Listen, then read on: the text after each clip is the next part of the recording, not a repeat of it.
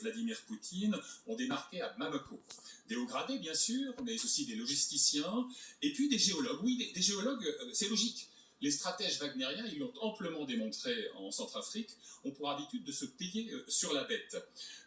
Et ils convoitent par exemple les réserves d'or et de magnésium que recèlent les entrailles du Mali. L'autre Wagner, Richard de son prénom, nous a légué l'or du Rhin. Disons que ces Wagner-là rêvent d'empocher le métal jaune du Sahel. Comment surnomme-t-on d'ailleurs les mercenaires? Des soldats de fortune. Eh bien, la leur est faite.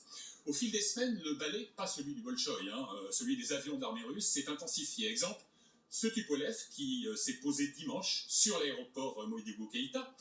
De telles rotations ont vocation, bien sûr, à acheminer de quoi bâtir, par exemple, un campement militaire ou bien des engins que requiert l'exploitation minière, mais aussi l'armement des chiens de guerre de la Volga.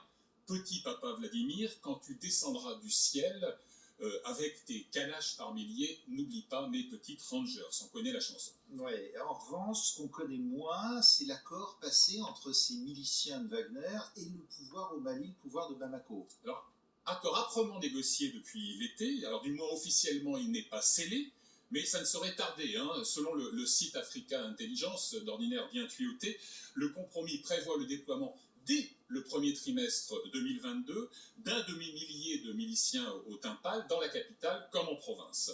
Alors, c'est normal, après tout.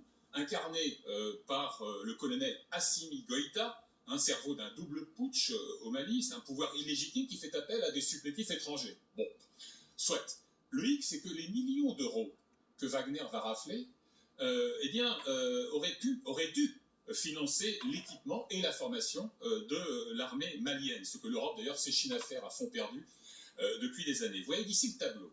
On a d'un côté une coterie de galonnés plus à l'aise dans les intrigues politiciennes que sur le front et qui, au mépris de ses engagements, fait en sorte de différer l'échéance électorale de février prochain. Et puis de l'autre côté, on a des mercenaires qui, eux, sont moins performants au combat que dans la prédation et l'exaction. Disons que le Wagner à la russe est plus Beyrouth que Bayreuth. Autant dire que ce pacte faustien hérisse les Occidentaux.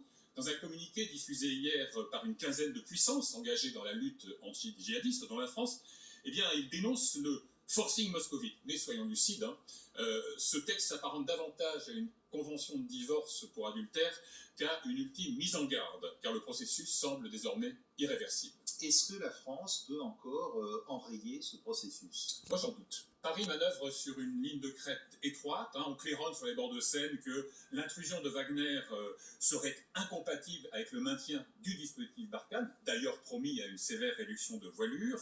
Dès lors, difficile d'imaginer une cohabitation paisible franco-russe, et plus encore un partage des tâches et des secteurs d'opération. En revanche, on peut envisager l'accélération du désengagement de Barkhane, voire le transfert vers le Niger voisin du centre névralgique de Takuba. Takuba, vous savez, c'est cette alliance de forces spéciales européennes censée épauler les soldats sahéliens dans la fameuse zone des trois frontières, qui est le terrain de chasse favori des fantassins du califat qui se rangent sous l'étendard Al-Qaïda ou sous la bannière État islamique. Une variante possible, un effort accru au profit des pays de l'arc côtier, Togo, Ghana, Bénin, Côte d'Ivoire, Sénégal, exposés à la contagion djihadiste, la viralité de ce fléau valant bien celle d'Omicron. Là aussi, l'impératif d'équité commande de balayer devant notre porte. Par ses erreurs politiques, par ses bourdes symboliques, la France aura attisé la méfiance et la suspicion, voire l'hostilité, dont Wagner fait aujourd'hui son miel. Elle a ainsi facilité l'entrisme sur le continent.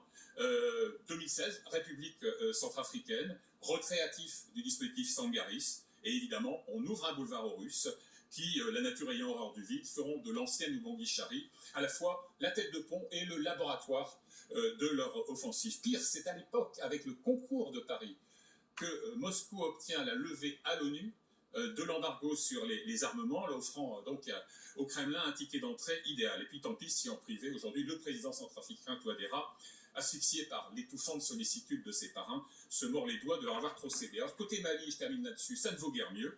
La virée avortée d'Emmanuel Macron, annoncée lundi dernier à Bamako puis à Gao, fournit la énième illustration de sa propension à l'injonction. En voulant dicter le format d'une visite à haut risque, il a gratifié Goïta du prétexte rêvé pour s'aborder son escapade, avec en prime le regain de ferveur que vaut aux putschistes le camouflet infligé à l'ancienne puissance coloniale.